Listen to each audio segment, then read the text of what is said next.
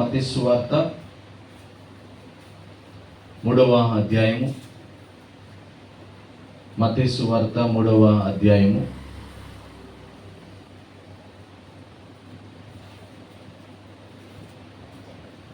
మొదటి 2 వచనాలు మనం ఈ దినం ధ్యానం చేసుకున్నాం. ఆ దినముల యందు బాప్తిసమిచ్చు యోహాను వచ్చి, పరలోక రాజ్యము సమీపించి ఉన్నది, మారు మనస్సు పొందడని యూదయ అరణ్యములో ప్రకటించుచుండెను. బాప్తిసమిచ్చు యోహాను ఆయన దేవుని వాక్యాన్ని చెప్పడానికి గల కారణం ఏంటి అంటే, దేవుని రాజ్యం సమీపిస్తూ ఉంది, దేవుని రాజ్యం చాలా సమీపంగా ఉంది, దగ్గరగా ఉంది. మరి ఈ దేవుని రాజ్యం దగ్గరగా ఉంటే నేనేం చేయాలి అనే దానికి యోహాను భక్తుడు ఆ శుభవార్తను మోసుకొని వచ్చాడు. యూదయ ప్రజలందరికీ ఏం చెబుతున్నాడంటే, మీరు దేవుని రాజ్యంలో ఉండాలి అంటే, దేవుని రాజ్యంలో వారసులుగా జీవించాలి అంటే ఏం చేయాలి? మారు మనస్సు పొందాలి. మారు మనస్సు పొందండి. పశ్చాత్తాపం, మనస్సు మార్చుకోవాలి. చాలామంది నేను మారిపోయాను అంటారు. ఏం మారారు? పేరు మార్చుకున్నారు. ఏం మారారు? డ్రెస్సులు మార్చుకున్నారు. ఏం మారారు అంటే కనపడే విధానం మారారు, లేదా మాట్లాడే విధానాలు మార్చుకున్నారు. దేవుడు అవి కాదు అడుగుతుంది. యోహాను భక్తుల ద్వారా తెలియజేస్తున్నాడు, దేవుని రాజ్యం సమీపంగా ఉంది. దేవుని రాజ్యం సమీపంగా ఉంది. కాబట్టి మీరు మారు మనసు పొందండి, పశ్చాత్తాపడండి. పశ్చాత్తాపం లేని మారు మనసుగా ఉండదు.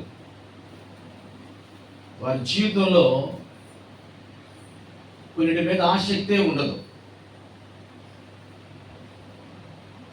మారు మనస్సు నిజంగా పొందిన వ్యక్తులు అనేక మంది, దేవుడు నా జీవితాన్ని ఇలాగ చేశాడు, మారు మనస్సు ద్వారా నేను ఇన్ని మేలు పొందుకున్నాను, నేను ఇంత ఆనందిస్తున్నాను, కాబట్టి ఇదే విధంగా నా దేశం, లేకపోతే నా ప్రాంతం, నా బంధువులు మార్పు చెందాలి అని తపన పడి వెళ్ళారు. మీ అందరికీ కొందరు తెలిసి ఉండొచ్చు, చీకటి ఖండాన్ని వెలిగించడానికి వెళ్ళాడు డేవిడ్ లివింగ్స్టన్. మార్పు చెంది ఆయన వివాహం చేసుకున్న తర్వాత భార్యని, పిల్లల్ని విడిచిపెట్టి మరలా ఆ మిషనరీ ప్రయాణంలో వెళ్ళాడు. ఆసియా, ఆ చీకటి ఆఫ్రికా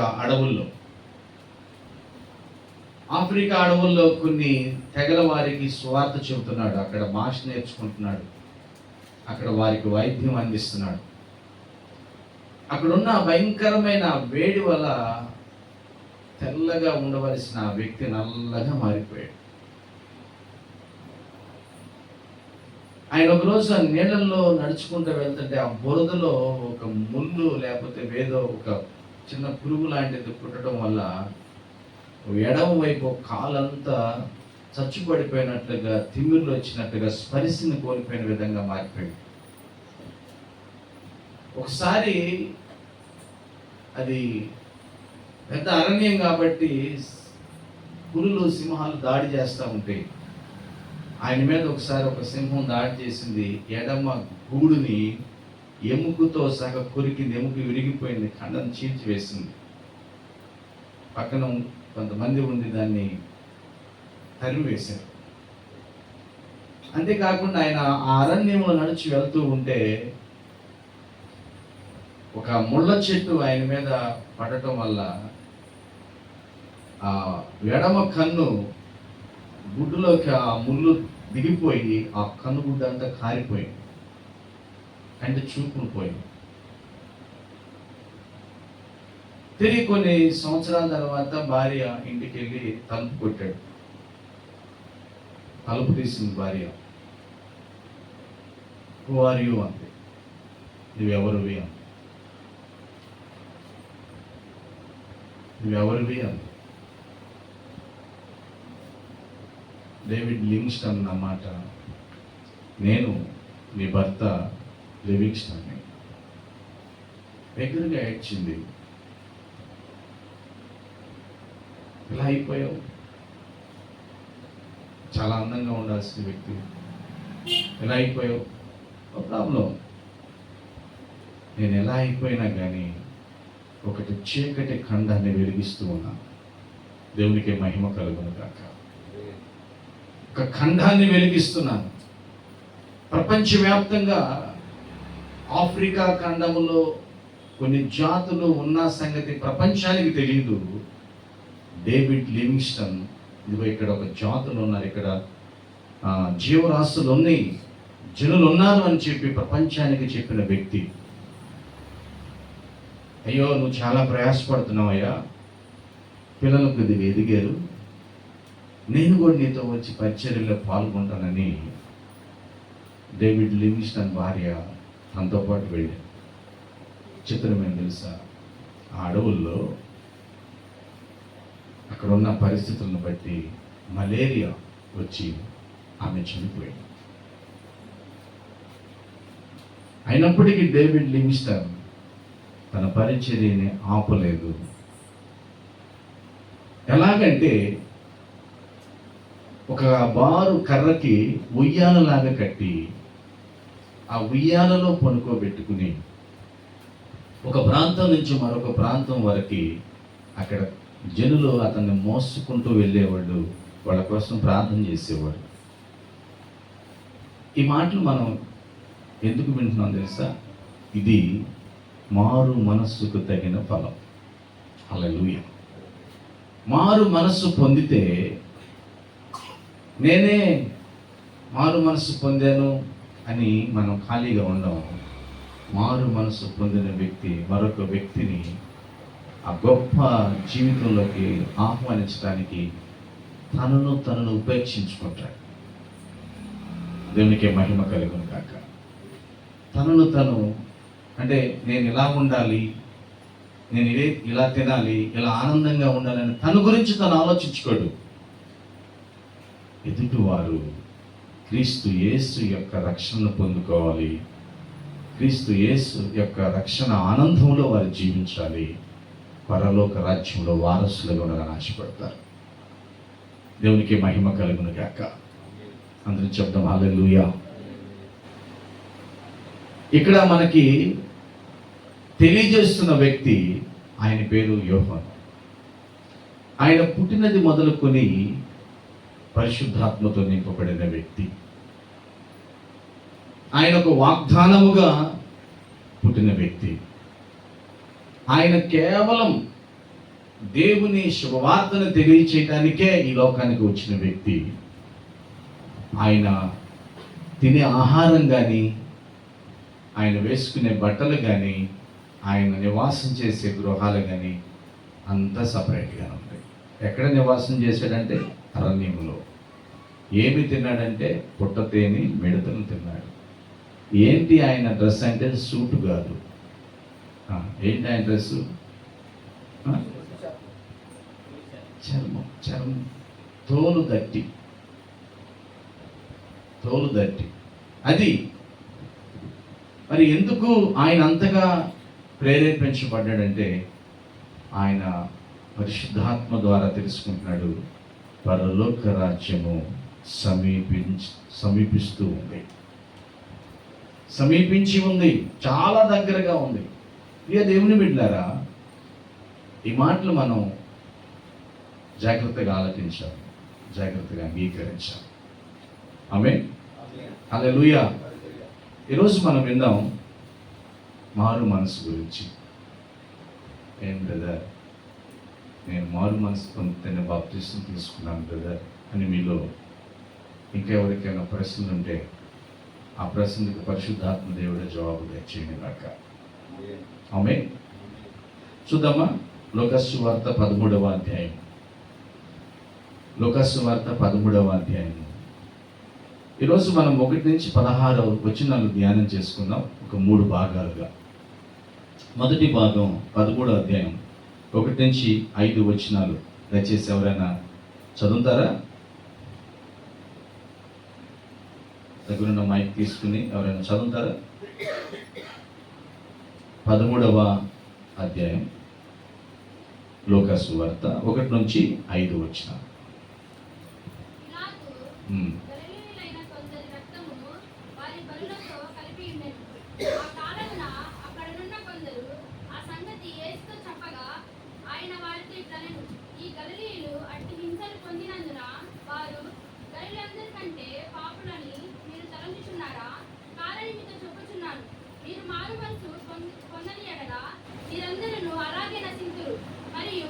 సిలోయములోని గోపురము పడి చచ్చిన ఆ 18 మంది యెరూషలేములో కాపురమున్న వారందరికంటే అపరాధులమని తలంచుచున్నారా?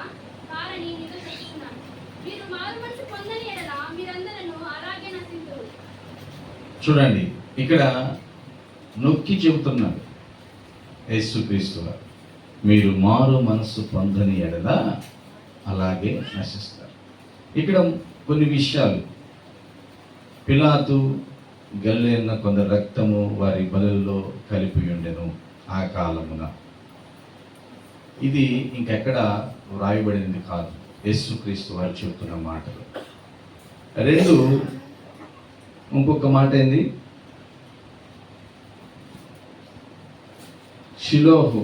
షిలోయము గోపురము పడి చచ్చిన ఆ 18 మంది యెరూషలేములో కాపురం ఉన్న వారందరికంటే అపరాధులని తలంచుచున్నారా? అంటే 2 విషయాలు. వాటి గురించి మనం వివరం తీసుకోవడం కంటే దీంట్లో ఉన్న అర్థం ఏంటి మనం అర్థం చేసుకోవాలి. వారికంటే మనం మంచివాడు అనుకోవటం. 2, వాళ్ళు తప్పు చేస్తున్నారు కాబట్టి వాళ్ళకి దేవుడు శిక్షణ విధించాడు, వాళ్ళు అలాంటి చావు చచ్చారు, అలాగ రోగాలు వస్తున్నాయి, అలాగే ఇబ్బందులు పడుతున్నారు అని అనుకుంటున్నారు.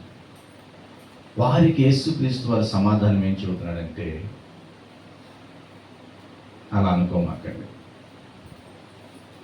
మారు మనస్సు పొందకపోతే వారికంటే మీరు ఇంకా ఇబ్బందులు పాలైపోతారు.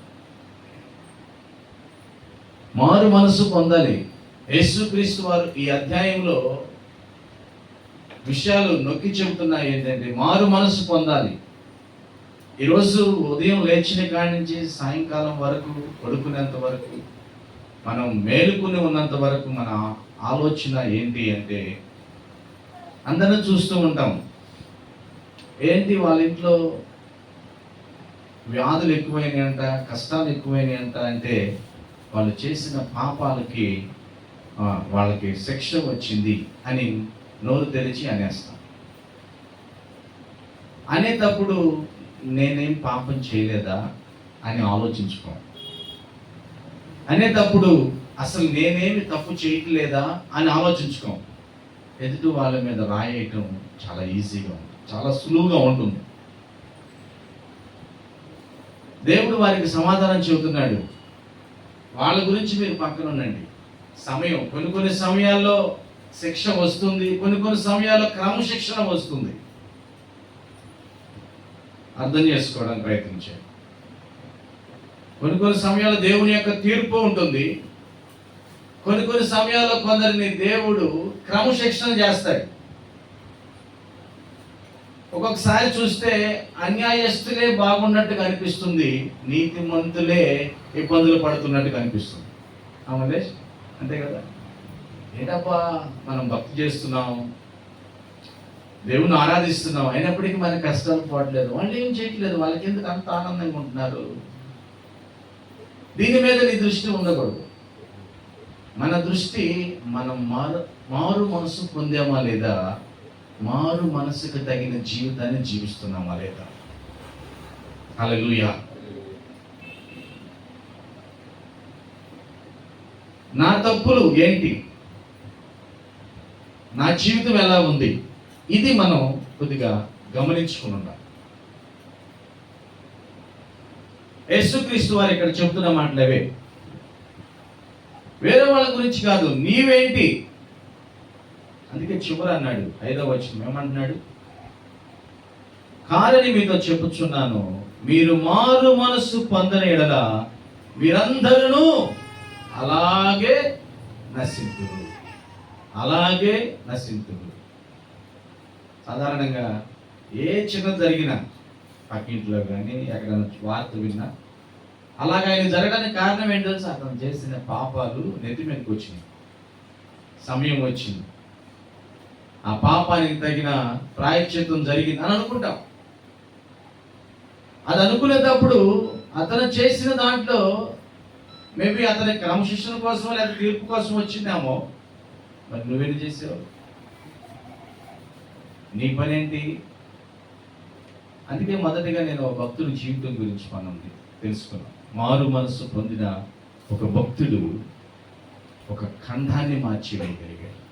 హల్లెలూయా. ఒక చీకటి ఖండాన్ని వెలుగుతో నింపగలిగాడు. ఈరోజు మనందరం చాలా మంది క్రైస్తవ సమాజం నేను మారు మనసు పొందాను అని అంటున్నాం, కానీ మారు మనసుకు తగిన జీవన విధానం ఏది, ఆ జీవితం ఏది? చాలా మంది దేవుని వాక్యంలో మొదటగా ఆయన నీతిని వెతకండి, ఆయన రాజ్యాన్ని వెతకండి, మీకు ఏది కావాలో అవన్నీ దేవుడు ఇస్తాడు అంటాడు కదా. ఏంటి ఆ నీతి? ఏంటో తెలుసా నీతి? ఈరోజు చాలా మంది క్రైస్తవ సమాజం ఆదివారం ఒక డ్యూటీ ఉంది, ఆదివారం ఒక డ్యూటీ ఉంది. ఏంటి ఆ డ్యూటీ? చర్చికి వెళ్ళొస్తే అయిపోద్ది, తొందరగా కానివ్వండి. ఏంటంటే ఆయన బాధపడతాడు. యేసుక్రీస్తు నీ కోసం నా కోసం పాపం చనిపోయాడంట,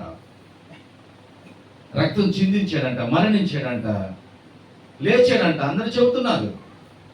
ఆయన బాధపడతాడు కాబట్టి వెళ్ళి కాసేపు కూర్చుని నలుగురితో మాట్లాడేసేది ఆయన చెప్పింది విని, వీలైతే ఒక వచ్చిన కలిపి పాడి వచ్చేద్దాం,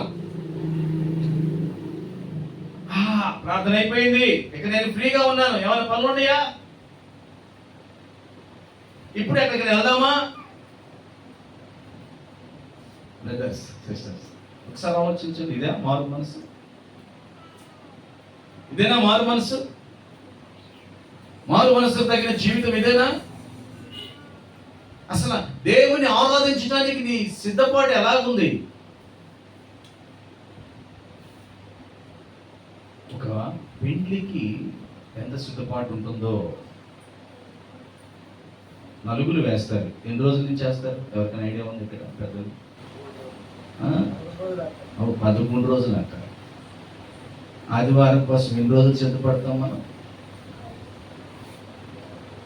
just before half an hour, ఒక అరగంట ముందు ప్రార్థనకి వెళ్ళాలి కానీ అనుకుంటాం. మారు మనసు కలిగి ఉన్నావా? ఈ మారు మనసు మనకు లేకుండా మళ్ళీ మనం అంటున్నాము ఏంటి, సుభాష్కి పదే పదే బలహీనత వస్తుంది, సుభాష్ సరిగా దేవుని ఆరాధించడం. అర్థమవుతుందా అని మనమే అనేస్తున్నాం. ప్రియ దేవుని బిడ్డ యేసుక్రీస్తు వారు అర్థం అవడానికి ఈ మాటలు చెబుతున్నాడు. మీకు అలాగే జరుగుతుంది, జాగ్రత్త. వాళ్ళ గురించి మీరు అనద్దు. మీరేం చేయాలి? మారు మనస్సు పొందండి. ఆమేన్. అందరూ చెబుదాం హల్లెలూయా. ఒకసారి చెబుదాం హల్లెలూయా. బిగ్గరగా హల్లెలూయా, హల్లెలూయా.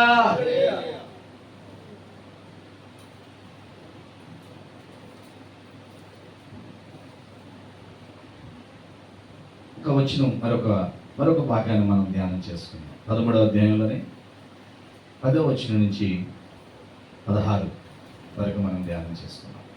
చదవండి ఒకసారి 10 నుంచి. విశ్రాంతి దినమున ఆ, ఆయన యొక్క సమాజ మందిరములో బోధించుచున్నప్పుడు చాలు. ఈ 2 విషయాలు తెలుసుకుందాం. విశ్రాంతి దినం.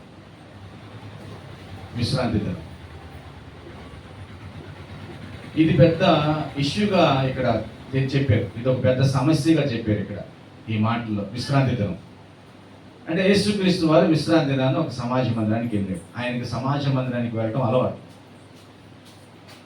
ఆయన పరిచయం చేసిన సమయం అంతా ఎక్కడ సమాజ మందిరాలు ఉంటే ఆడికి వెళ్ళేవాడు. చూడండి ఒకసారి 4వ అధ్యాయం మత్తయి సువార్త 23వ వచనం అనుకుంటాను, మేబీ అంటే 23వ వచనం. ఒకసారి చదవండి.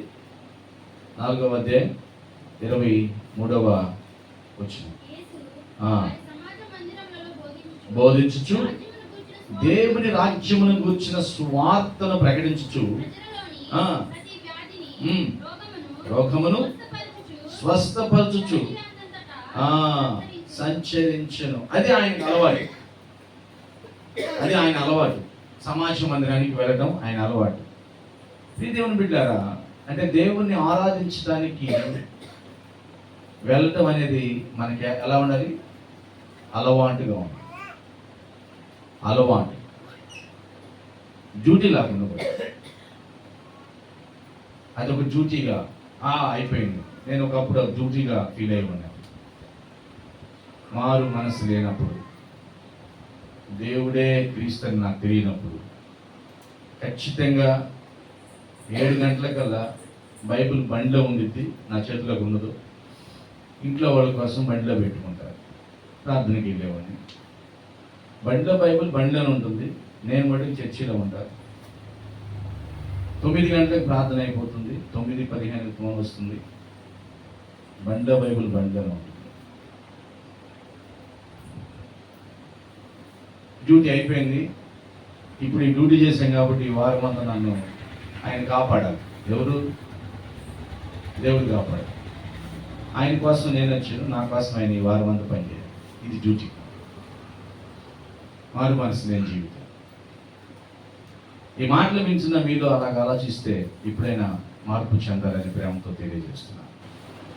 హల్లెలూయా. ప్రార్థన అలవాటుగా మారాలి. వాక్యం చదవడం అలవాటుగా మారాలి. దేవుణ్ణి ఆరాధించడానికి వెళ్ళటం అలవాటుగా మారాలి. ముందుగానే సిద్ధపడగలిగి ఉండాలి. ఒక వివాహం భూమి మీద ఒక కుటుంబాన్ని కట్టడానికి 2 కుటుంబాలు కలిసి ఎంత సిద్ధపడగలిగి ఉంటాయో, ఎన్ని వస్తువులు కొంటారో, ఎంతగా వారిని అలంకరిస్తారో, దానికి ఒక టైం సెన్స్ ఎంతగా ఉంటుందో. తుఫాన్ వచ్చిన ఆగదు, ఎండలు విపరీతంగా ఆగదు. దానికి సంబంధించి ఎండ ఎక్కువగా ఉంది కాబట్టి కారు తీసుకురండి, ఎందుకంటే వివాహం ఆగకూడదు. మరి ఇటువంటి ఒక చక్కటి తీర్మానం దేవుని ఆరాధించట్లో మనం కలిగి ఉంటున్నామా? లేదు అంటే మారు మనసు లేదు. మారు మనసు లేదు. మనస్సు మారలేదు, నీ హృదయం మారలేదు, నీ తలంపులు మారలేదు, నీ ఆలోచన తీరు మారలేదు. ప్రియదేవుని బిడ్డలారా, ఈ ఉదయకాలం దేవుడు మాట్లాడుతున్నాడు, మనం మారు మనసు పొందాలి. ఆయన ఒక సమాజ మందిరానికి వెళ్ళాడు. ఏ రోజు వెళ్ళాడు? విశ్రాంతి దినం రోజు వెళ్ళాడు. దీని తర్వాత పెద్ద పాయింట్ చేశాడు. ఏంటి పాయింట్ అంటే, అక్కడ ఒక స్త్రీని ఆయన బాగు చేశాడు. ఆమెకు మంచి ఆరోగ్యం వచ్చింది. ఆయన్ని పట్టుకుంటే ఆయన ఇబ్బంది పెడతానికి, నువ్వు అసలు తెలుసా నీకు? వివరం తెలుసా నీకు? నువ్వు బోధకుడువా? విశ్రాంతి దినం రోజు ఏమైనా చేయొచ్చా? ఏం చేయకూడదు కదా, నువ్వెందుకు చేస్తున్నావు అని ఆయన్ని ఖండించి ఆయన్ని శిక్షించడానికి లేదా చంపడానికి ప్రయత్నం చేస్తున్నారు. చూడండి విశ్రాంతి దినం గురించి బైబిల్లో అసలు ఏం రాయబడిందో. నిర్గమకాండం 20వ అధ్యాయం నిర్గమకాండం 20వ అధ్యాయం 8 నుంచి 11 వచనాలు ఒకసారి మనం చదువుకుందాం. 20 అధ్యాయం 8 నుంచి. పరిశుద్ధముగా ఆచరించుటకు ఆ, జ్ఞాపకముంచుకొనుము. జ్ఞాపకం ఉంచుకోండి. 6 దినములు 6 దినములు కష్టపడి ఆ, ఈ పని అంతయు చేయవలెను. ఆ, 7వ దినమున 7వ దినమున నీ దేవుడైన యెహోవాకు ఉమ్, విశ్రాంతి దినము. విశ్రాంతి. దానిలో దానిలో నీవైనను, నీవైనను, కుమారుడైనను, నీ కుమారుడైనను, కుమార్తెయైనను, నీ కుమార్తెయైనను, దాసుడైనను, నీ దాసుడైనను, దాసియైనను, నీ దాసియైనను, పశువైనను, నీ పశువైనను, నీ నీ ఇండ్లనున్న పరదేశీయైనను, పరదేశీయులను ఏ ఏ పనియు చేయకూడదు.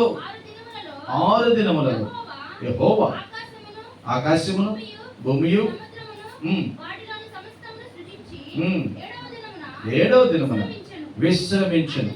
అందుచేత యెహోవా విశ్రాంతి దినమును ఆశీర్వదించి దాన్ని పరిశుద్ధపరచెను. ఇప్పుడు విశ్రాంతి దినం ఏంటి అంటే నేను ఇలా జీవించాను అని అంటున్నాడు దేవుడు. అంతే కదా, నేను ఇలా సృష్టిని చేశాను, 6 రోజులు చేశాను, 7వ రోజు నేను చక్కగా రెస్ట్ తీసుకున్నాను. నా బిడ్డలారా, మీరు అలా చేయాలి, అలా చేయాలి, అలా చేయాలి. రెస్ట్గా ఉండాలి, ప్రశాంతంగా ఉండాలి, విశ్రాంతి తీసుకోవాలి. అంతేగాని ఆపదల్లో ఉన్నవాడిని రక్షించకూడదనే లేదు, రూల్ లేదు. కష్టాల్లో ఉన్న వాళ్ళని రక్షించకూడదని రూల్ లేదు. ఒకవేళ మీ ఇంట్లో నీ ఎద్దులో నీ గాడిదలో ఏవో తోలుకెళ్తున్నావు, లేకపోతే ఎటో తోలుకెళ్ళదు, మీ ఇంట్లో అవి అటు ఇటు నడుస్తూ గబాలను గుంట్లో పడిపోయినాయి. ఈరోజు అక్కడికి వెళ్ళి ఆ గేట్తో చెబుతా, ఈరోజు విశ్రాంతి దినం, నువ్వు ఇక్కడే ఉండు, నేను రేపు వచ్చి తీస్తానని చెబుతా? చెప్పం కదా. లేదు, విశ్రాంతి దినం రెస్ట్ తీసుకుందామని మంచి కూరలు చేసుకుంటున్నావు, భార్య నీకు మంచిగా వండాలని చెప్పి టక్క టక్క టక్క కోస్తూ కత్తిపేటకి మాంసంతో పాటు ఏలు కూడా కోస్తుంది. మీరు భార్యతో చెబుతా, విశ్రాంతి దినం కదా, ఈరోజు తెగితే తెగిందిలే, రేపు శుభ్రం చేసుకున్నాం, రేపు కట్లు కట్టుకుందాం అంటే ఎట్లుంది? చెప్పండి బ్రదర్స్, ఎలా ఉంటుంది? అది వెళ్ళిపోయింది అంటారు, రవి చదువుతుంది, చాలా ఫాస్ట్గా ఉంటుంది. కావాలైతే ఏళ్ళు దిగినందుకు వెళ్ళిపోతారు, వెళ్ళిపోతారు. అంటే మేబీ వాళ్ళు ఎవరో పిలుస్తూ ఉండుంటారు, వీళ్ళు వంక పెట్టుకుని వెళ్తున్నారు. దేవుడు చెప్పింది ఒకటైతే మనిషి అర్థం చేసుకున్నది ఒకటి. దేవుడు వాక్యాన్ని చక్కగా అర్థమయ్యే రీతిలో మనకు బోధిస్తుంటే మనం అర్థం చేసుకునేది మరొకటి. దేవుడు విశ్రాంతి దినం వెళ్ళి ఆయన బోధిస్తూ ఒక వ్యక్తి బాధలో ఉంటే ఆ బాధ నుంచి విడుదల కలగడానికి ఆయన ముందుకు వస్తే ఆయన్ని పట్టుకుని చంపాలని ప్రయత్నం చేస్తుంది. విశ్రాంతి దినం మేలు చేయడం ధర్మమే, హల్లెలూయా, కీడు చేయమాకే. విశ్రాంతి దినం నీ సహోదరుని ప్రేమించడానికి చక్కగా ఇంటికి పిలిచి ఒక చక్కని ఆతిథ్యము చేయడం ధర్మమే, మంచిదే, కానీ కీడు చేయమాకండి. ఆ విశ్రాంతి దినం యేసుక్రీస్తు వారు ఆ సమాజ మందిరానికి వెళ్ళాడంట. తర్వాత చూడండి 11వ వచనం, 18 ఏండ్ల నుండి బలహీనపరచు దెయ్యము పట్టిన ఒక స్త్రీ అచ్చట నుండెను. ఆమె నడుము వంగిపోయి ఎంత మాత్రము చక్కగా నిలువబడలేక ఉండేది. ఒక స్త్రీ ఎక్కడుందండి? ఈమె చెప్పాలి, ఎక్కడుంది? కాలేజీలో ఉందా? ఎక్కడుంది? సమాజ మందిరం. అక్కడ యేసుక్రీస్తు ఉన్నాడా? గురవయ్య గారు వచ్చాడు కదా అక్కడికి వచ్చాడు. ఇప్పుడు నేను అడుగుతున్నాను, ఈమెకి ఎన్ని సంవత్సరాల నుంచి ఒక ఆత్మ పట్టింది, ఒక దెయ్యం? ఎన్ని సంవత్సరాల నుంచి అంట? 18 సంవత్సరాలు అండి రాజేష్. 8 సంవత్సరాలు కాదు, ఎన్ని సంవత్సరాలు? 18 సంవత్సరాల నుంచి బలహీనపరిచే ఆత్మ. అంటే బలం కావాలన్నా రావట్లా. ఏంటి నీరసంగా ఉన్నావు? ఏదబ్బా, ఎంత ప్రయత్నం చేసినా అయినా బలం రావట్లా. వీళ్ళు కొందరు అంటారు అన్నమాట, ఎంత ప్రయత్నం చేసినా పని చేయలేకపోతున్నా, ఎంత ప్రయత్నం చేసినా నడవలేకపోతున్నా. మేబీ నేను అంటున్నా, మిమ్మల్ని బలహీనపరిచే ఆత్మ, అదే దెయ్యం పట్టింది అని జాగ్రత్తగా చూపించుకోవాలి పరిశుద్ధాత్మ దేవునికి.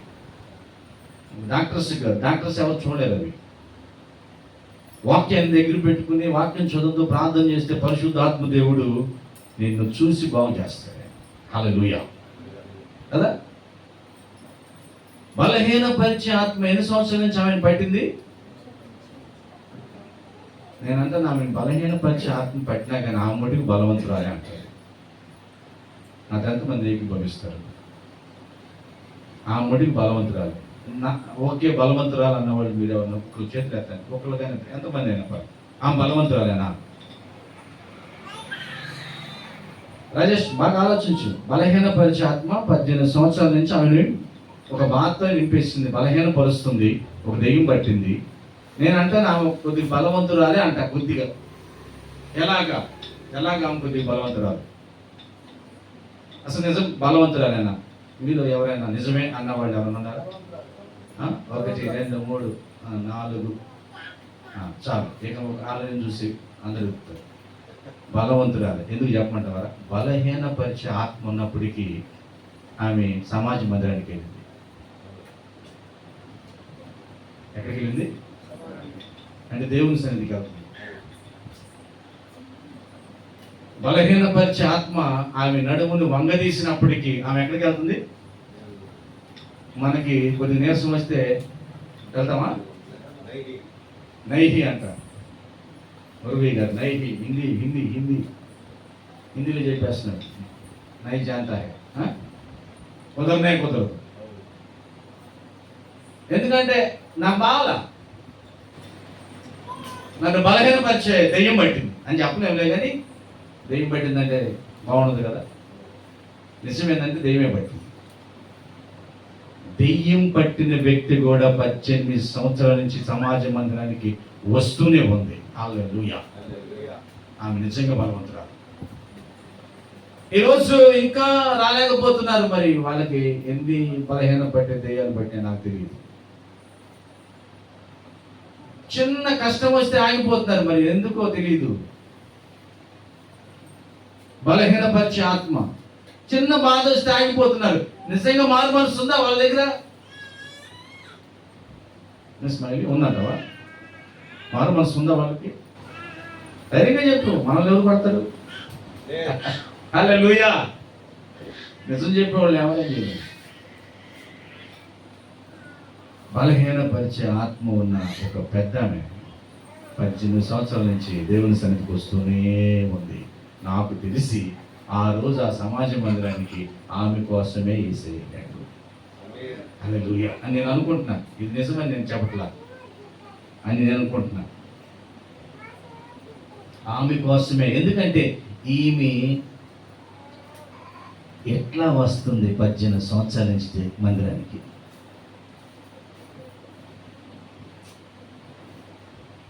ఎలా వస్తుంది 18 సంవత్సరాల నుంచి మందిరానికి?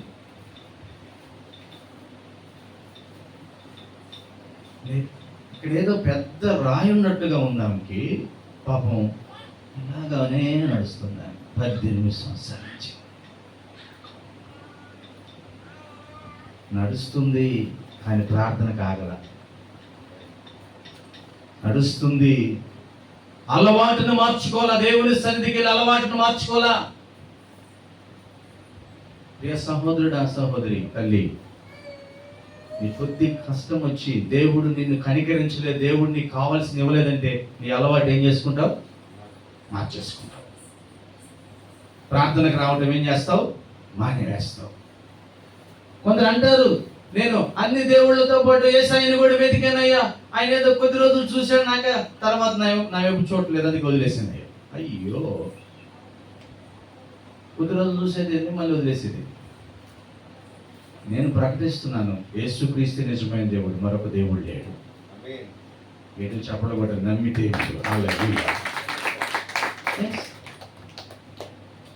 నాకు ఆ నమ్మకం ఉంది. యేసయ్యే దేవుడు, ఆయనే సృష్టికర్త, ఆయనే మానవుని పాపమును ప్రేమించి ఆయనతో పాటు శాశ్వతంగా ఉంచాలని ఆసక్తితో పరమును విడిచి వచ్చిన దేవుడు. ఆయన తప్ప మరొక దేవుడు లేడు. ఆయన అంటున్నాడు, మీరు మార్పు చెందాలి, మనస్సును మార్చుకోవాలి. ఏం పేరు? నీ పేరు ఏం పేరు? Stephen Paul. అబ్బో, ఏం పేరు? స్టీఫెన్ పాల్ అండి నా పేరు. మరి అంతకుముందు పరమేశ్వరం. ఒరే, ఒకప్పుడు నువ్వు పరమేశ్వరంగా ఉండేవాడు, ఇప్పుడు స్టీఫెన్ పాల్గా మారేవా? ఏం చేస్తున్నావు? ఆదివారం ప్రార్థనకి వెళ్తానండి. మరి ఇంకా మిగిలిన అని మామూలేనండి, ప్రార్థనకు మటుకు వెళ్తాం. స్టీఫెన్ పాల్ ఏం చేశాడు తెలుసా నీకు? శాస్త్రులు పరిచయులతో దేవుని వాక్యం వారు తప్పుగా మాట్లాడుతుంటే ఎత్తి చూపించాడు, మీరు మాట్లాడే తప్పు, అది కరెక్ట్ గా, ఇదిగో ఇలా వచ్చాడు యేసుక్రీస్తు, ఈయనే దేవుడు, ఈయన ఆరాధనకు యోగ్యుడని నిలబడి చెబుతుంటే రాళ్ళు పెట్టి కొడుతున్నారు. కొట్టడమే కాదు, లాక్కు వెళ్ళిపోయి విపరీతంగా బాదుతుంటే, విపరీతంగా కొడుతుంటే ఆయన అన్న మాట ఏం తెలుసా? దేవా, నువ్వు నాకు తెలుసుగా, నేను నీకు తెలుసు, ఇక్కడ కొట్టే వాళ్ళని ఎవరిని వదిలిపెట్టొద్దు, అందరికి పక్షవాతం రావాలి అన్నాడా? అందరు కాళ్ళు విరిగిపోవాలి అన్నాడా? అందరూ కళ్ళు పోవాలి అన్నాడా? వా, వాళ్ళందరినీ క్షమించు అన్నాడు. హల్లెలూయా. మారు మనసు పొందిన వ్యక్తి. మరి స్టీఫెన్ పాల్ ఆడకు తగించాస్తే తగులుతుంది, నీకు తెలియదు, కానీ మమ్మల్ని అన్నందుకు ఈరోజు అనుభవిస్తున్నారు వాళ్ళు. ఇప్పుడున్న స్టీఫెన్ పాల్, పేరు మార్చుకున్న స్టీఫెన్ పాల్ లేదు, మనసు మార్చుకునే స్టీఫెన్ పాల్ లేదు. అర్థమవుతుందా? యేసుక్రీస్తు సమాజ మందిరానికి విశ్రాంతిని వచ్చాడు. అక్కడ ఒక ఆమె ఉంది, 18 సంవత్సరాల నుంచి బలహీనపరచు ఆత్మ ఆమెను పట్టి పీడిస్తుంది. కానీ ఆ తల్లి ప్రార్థనకు రావడం మటుకు ఆగలేదు. ఆమెను ప్రేమించి యేసుక్రీస్తే ఆమె దగ్గరికి వచ్చాడు. ఏ బలహీనత ఆమెకి పాపం తెలియదు, ఎన్ని బలహీనతలో. ఒకటి మటుకి తెలుసు, మెడ మీద బాగా బరువు అయిపోయింది, వంగిపోయింది. ఆఖరికి వెన్నుపూస వంగిపోయింది. ఆమెకి చక్కగా నిలబడటం కుదరదు ఆమెకి. ఆమె దగ్గరికి యేసుక్రీస్తు వచ్చాడండి. ఎంత మాత్రము చక్కగా నిలబడలేని ఆ స్త్రీని చూసి ఏమంటాడు తెలుసా? యేసు మొదటిగా ఆమెను చూశాడు. ఎంతమంది ఉంటారు సమాజ మందిరంలో? చాలా మంది ఉంటారు, కానీ యేసు ఎవరి వైపు చూశాడంట? చదవండి, ఆ వచ్చిన మీకు అర్థమవుతుంది. యేసు ఆమెను చూశాడు మొదటిగా. తర్వాత ఏం చేశాడు? యేసు రమ్మని ఆమెను పిలిచాడు దగ్గరికి. హల్లెలూయా. ఆ తర్వాత ఏం చేశాడు? నీ బలహీనతల నుండి నీవు విడుదల పొంది ఉన్నావు అని చెప్పాడు. ఆమేన్. అంతేకాదు, ఇంకా ఆమె దగ్గర తీసుకుని చేతులుంచాడు ఆమె మీద చేతులుంచగానే ఆమె చక్కగా నిలవబడి దేవుణ్ణి మహిమపరచెను. హల్లెలూయా. అది తెలిసి ఆమె మార్పు చెందింది, కానీ దెయ్యం పట్టి ఆమెను లొంగ తీసుకోవాలని ప్రయత్నం చేసింది, కానీ ఆమె లొంగలేదు, దేవుని సన్నిధికి వస్తూనే ఉంది. హల్లెలూయా. ఈరోజు కొన్ని బలహీనతల వల్ల లోకంలో లొంగిపోయి పడిపోయి దేవునికి దూరం అయిపోతున్న కుటుంబాలు ఎన్ని లేవు? దేవునికి దూరం అయిపోతున్న వ్యక్తులు ఎందరు లేరు? కొంతమందికి వెళ్ళి సువార్త చెబుతుంటే, అన్నయ్య నువ్వు చెబుతున్నావు, కానీ అసలు నేను ఏంటో తెలుసా? ఏం తమ్ముడు చెప్పు. ఒకప్పుడు బైకులు తీసుకుని వెళ్ళేవాడిని, పాస్టర్ గారు పక్కన బ్యాగులు మోసేవాడిని, పాటలు పాడేవాడిని, డ్రమ్ము కొట్టేవాడిని. ఏమైందిరా మరి ఇప్పుడు? ఆ పాస్టర్ గారే కరెక్ట్ కాదు అన్న, అందుకే నాకు ఆమె చూసేవారికి నాయన వాళ్ళు కరెక్ట్ కాకపోతే నీకేమి? నీ మనసు మారలా? ఆయన మనసు మారకపోతే తగిన ఫలం వాళ్ళు పొందుతారు. నీకెందుకు? నీవు మనస్సు మార్చుకుని నీ దేవుణ్ణి ఆరాధించాలి కదా. ఈరోజు జీవితం ఏంటంటే ఎదుటి వాడి జీవితం ఎక్కువ గమనిస్తున్నారు, కానీ తన జీవితాన్ని తను ఎవరు గమనించుకోలేకపోతున్నారు. యాకోబు అంటాడు, మనిషి స్వభావం ఏంటంటే ముఖమును అద్దం దగ్గరికి వెళ్ళి అది రుద్దుకుని అబ్బా ఎంత అందగాడినో నేను, ఎంత అందగత్తినో నేను అనుకుంటానంట. పక్కకి వెళ్ళి ఎంత అందంగా ఉన్నావో మర్చిపోతారంట. పక్కకి వెళ్ళి అన్నీ మర్చిపోతారు. ఇదంటే మనిషి యొక్క లైఫ్. యాకోబు రాశాడు గురించి. దేవుని మీద ఒకసారి ఆలోచించాడు. ఆమెను చూశాడు, ఆమెను పిలిచాడు, ఆమె బలహీనత నుంచి బయటపడిందని చెప్పాడు. తర్వాత చేతులు ఉంచగానే ఆమె చక్కగా నిలబడింది. ఈరోజు మార్పు చెంది నువ్వు చక్కగా నిలబడగలుగుతున్నావా? మార్పు చెంది చక్కగా దేవునిలో జీవించగలుగుతున్నావా? మార్పు చెంది ఎదుటి వారి గురించి, వాళ్ళ గురించి, వీళ్ళ గురించి తీర్పులు తీర్చకుండా మొదటిగా నీ గురించి నువ్వు తీర్పు తీర్చుకునే విధంగా ఉన్నావా లేదా? ఒకసారి ఆలోచించిపోయి మూడవ విషయాన్ని మనం ధ్యానం చేసుకున్నాం. అదే లూకా సువార్త 13వ అధ్యాయం 6 నుంచి 9 వచ్చినాము. ఒకసారి చదువుదాము. 6 నుంచి 9 వచ్చినాము. మరియు ఆయన వారితో ఈ ఉపమానము చెప్పాను. ఒక మనుషుడు ద్రాక్ష తోటలో అంజూరపు చెట్టు ఒకటి నాటబడి ఉండెను. అతడు దాని పండ్లు వెదక వచ్చినప్పుడు ఏమీయూ దొరకలేదు. కనుక అతడు, ఇదిగో 3 ఏళ్ల నుండి నేను ఈ అంజూరపు చెట్టును పండ్లు వెతుకుచున్నాను, కానీ ఏమీయూ దొరకలేదు. దీన్ని నరికివేయి, దీని వలన ఈ భూమియు ఏల వ్యర్థమైపోవునని ద్రాక్ష తోట మాలితో చెప్పాను. అయితే వాడు, అయ్యా, నేను దాని చుట్టూ త్రోవి ఎరువు వేయ మట్టుకు ఈ సంవత్సరము కూడా ఉండనేమో, అది ఫలించినా సరి, లేని ఎడల నరికి వేతునని అతనితో చెప్పాడు. మారు మనస్సు తగిన ఫలం. అక్కడ యోహాను భక్తులు కూడా అలా చెబుతాడు, మారు మనసుకు తగిన ఫలం ఫలించండి, లేకపోతే ఇప్పుడే మీ చెట్టున మొదలునే ఉంది, గొడ్డలే ఉంది, సరిగా ఫలించకపోతే ఏం చేస్తాడు? నరికి వేస్తాడు. నరికి వదిలేస్తాడు అనుకున్నావా? వదలదు. నరికి పక్కన ఉంటే ఆ పక్కన ఉన్న దాన్ని అగ్ని వేసి తగలబెడతాడు. తగలబెట్టి వదిలేస్తాడన్నావా? వదిలేడు. ఆ బూడిదని ఎత్తి ఊరు బయట పారవేస్తాడు. ఆ బూడిది కూడా ఊళ్ళో ఉండడానికి లేదు. అబ్బో, దేవుడు ఒక వ్యక్తి మారకపోతే ఎంత ఇంట్రెస్ట్గా మాట్లాడు, ఎంత ఆసక్తితో అర్థం చేసుకోవాలి. అంటే ఇది ఒక చెట్టు గురించి మాట్లాడుతాను అనుకుంటున్నారా? కాదు, తన ప్రజల గురించి మాట్లాడుతున్నాడు, తన జనుల గురించి మాట్లాడుతున్నాడు. మీకు తెలుసు కదా, దీని గురించి చాలామంది చాలా డిబేట్లు కూడా చేస్తున్నారు. ఎందుకు చేసాడు యేసుక్రీస్తు, అలా చేయొచ్చా అని. మత్తయి సువార్త 21వ అధ్యాయం చూడండి. మత్తయి సువార్త 21వ అధ్యాయం 18 నుంచి 20 వరకు. చాలామంది ఏదేదో అనుకుంటా ఉంటారు. 21:18 నుంచి 20 చదవండి ఒకసారి.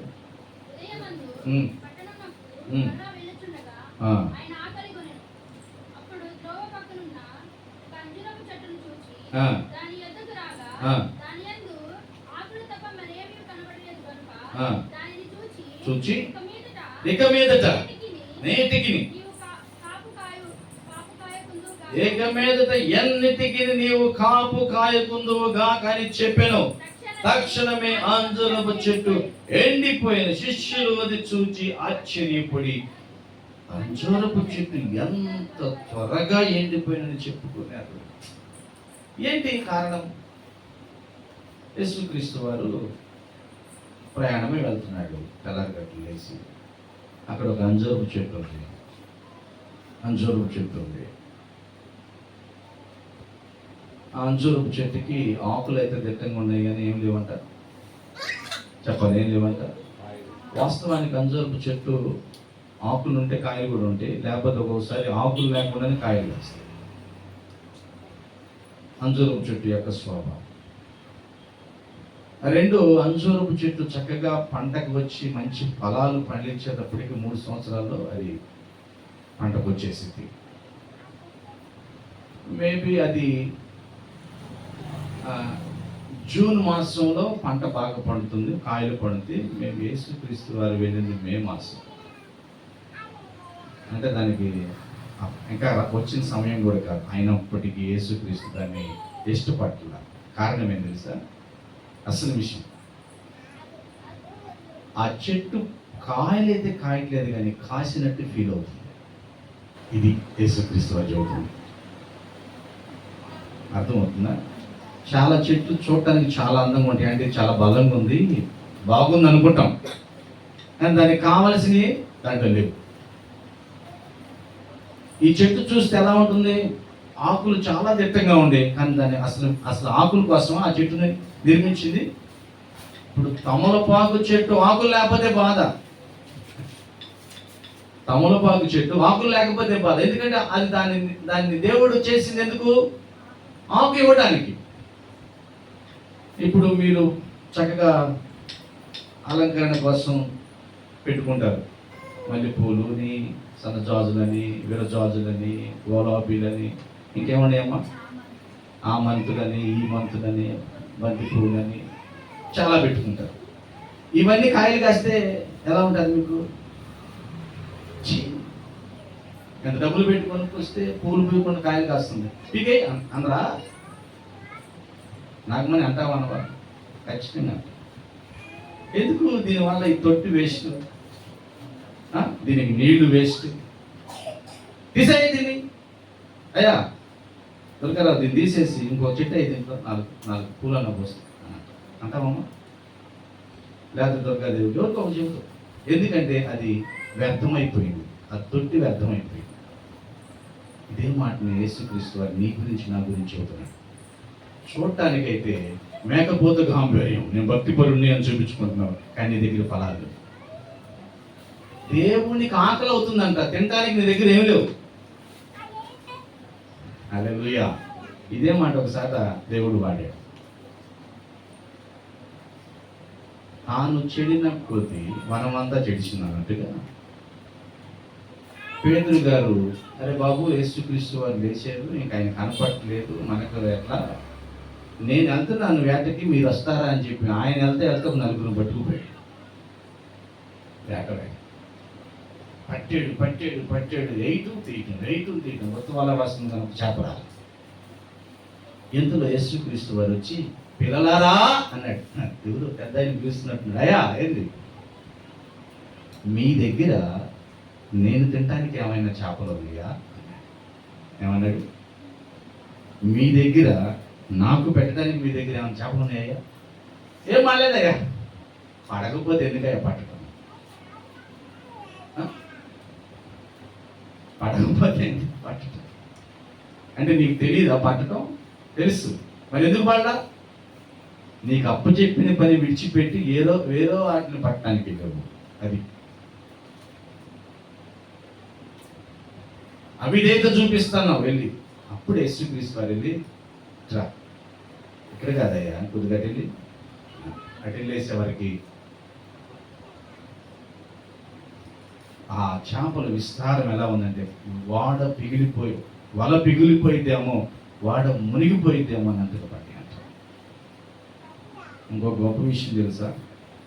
యేసుక్రీస్తు వారు అంతకు ముందే వీళ్ళందరి కోసం ఒడ్డున చేపలు కాల్చి ఉంచాడు.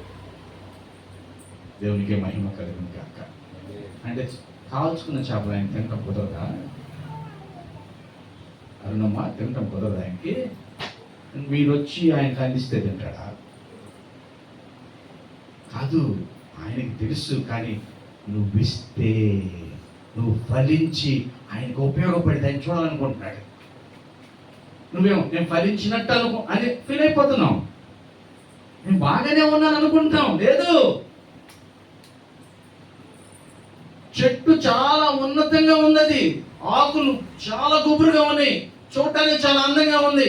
క్రిస్మస్కి 4 దండలేస్తే భలే ఉంటుంది అది, కానీ ఉపయోగం లేదు. కాయలు లేవు దాంట్లో.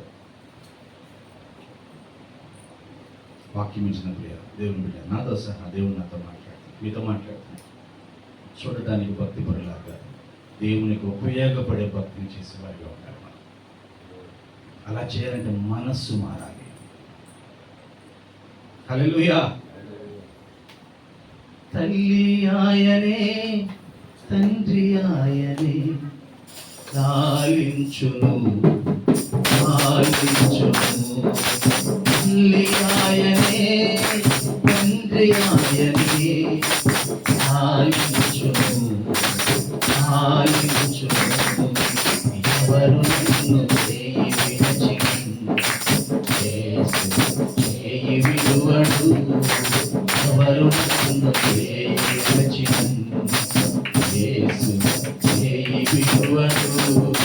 చేయి విడువడు,